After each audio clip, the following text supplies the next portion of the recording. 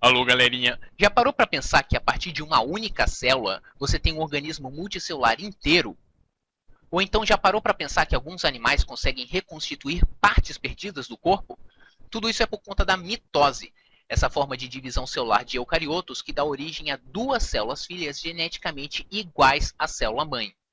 A coisa toda acontece durante o ciclo celular, que é o processo de crescimento e divisão de uma célula para dar origem às células filhas. A fase G0, não reconhecida por todos os autores, é a fase em que a célula está fazendo o que ela tem que fazer mesmo. É a fase em que a célula do olho está olhando, a célula da pele está pelando, a célula do músculo está musculando e cada célula está fazendo seu papel no corpo. Se ela recebe estímulos internos e externos, ela pode entrar no ciclo celular, propriamente dito, e começar todo o processo de divisão. A primeira etapa é a etapa que a gente chama de fase G1, G de growth ou gap, crescimento e intervalo em inglês. Durante a fase G1, a célula duplica todo o seu material, exceto o DNA, duplica o número de proteínas, de organelas, de tudo que ela tem para poder dividir entre as células filhas. Durante a fase S, de síntese, síntese do quê? De DNA, todo o cromossomo, todos os cromossomos são duplicados. É uma fase muito importante, é necessário dedicação exclusiva para a duplicação de DNA, porque se alguma coisa der errada, pode ser fatal para as células filhas. E aí acontece uma fase G2 para a gente conferir se está tudo ok antes de dar início à divisão propriamente dita. E aí, durante a fase M, existe a divisão propriamente dita da célula-mãe em duas células filhas. Recapitulando, nós temos a fase G1, de crescimento, de duplicação de proteínas e organelas. Nós temos a fase S, de duplicação apenas do DNA. E aí temos a fase G2, o mais importante checkpoint do ciclo celular. E, enfim, nós temos a fase M, de mitose. Todas as fases, exceto a fase M, são chamadas em conjunto de intérfase.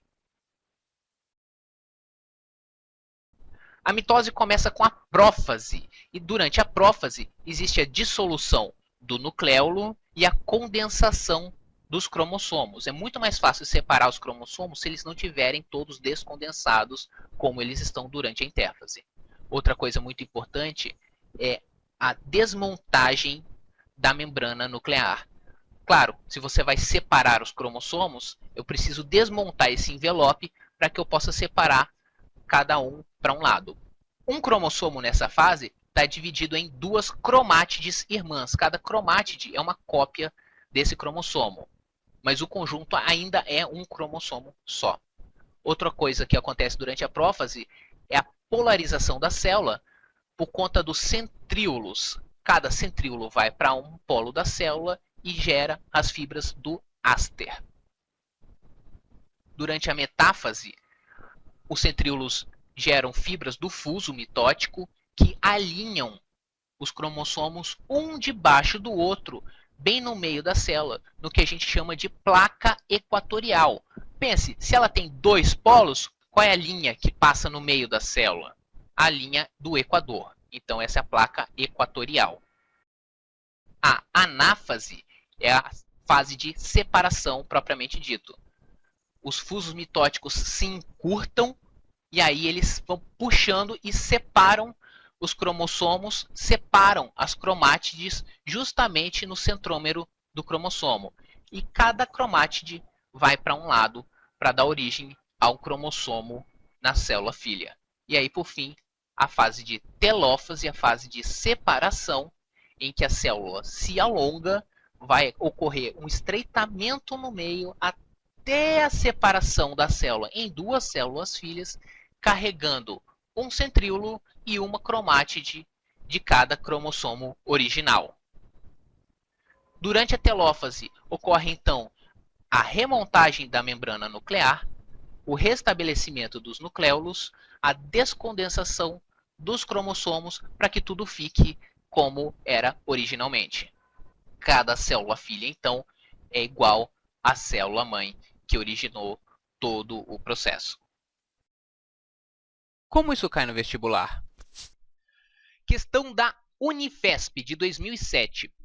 Certos fármacos, como a colchicina, ligam-se às moléculas de tubulina e impedem que elas se associem para formar microtúbulos.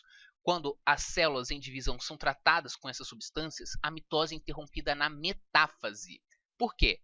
Porque na metáfase existe a formação dos fusos mitóticos e os fusos mitóticos, as fibras do fuso, são feitas justamente de tubulina. Células contendo dois pares de cromossomos homólogos, que são cromossomos homólogos, são cromossomos do mesmo par, o par de cromossomos 1, o par de cromossomos 2, o par de cromossomos 23, o par XY e etc., foram tratadas com colchicina durante um ciclo celular. Após o tratamento, essas células ficaram com... Como é que ficaram as células? Eu tinha aqui a célula, ela tinha um par de cromossomos homólogos, vamos dizer, este par e esse par amarelo aqui. Aí eu passei pela fase S durante o ciclo celular. Eu tenho aqui a fase S e agora eu tenho os pares duplicados. Ah, mas eles não estavam condensados. Não, eles não estavam. Aqui eu só estou mostrando para ficar mais fácil da gente ver. E aí, durante a metáfase, o que aconteceu? Não houve a produção dos fusos mitóticos e a célula continuou basicamente desse jeito aqui. Os cromossomos não conseguiram se dividir e eles continuaram lá desse jeito aqui.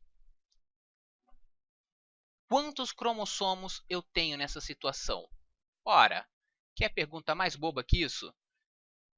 1, 2, 3 e 4. Resposta, letra A, 4 cromossomos. 2 cromossomos. Ah, estava escrito 2 aqui em algum lugar. É, mas ele está falando de 2 pares. Cada par possui 2 cromossomos. Então aqui eu tenho um par e o outro par. São 4 no total. 6 e 10 nem são múltiplos de nada aqui. E alguém poderia ainda pensar, 8 cromossomos. Ora, não duplicou durante a fase S?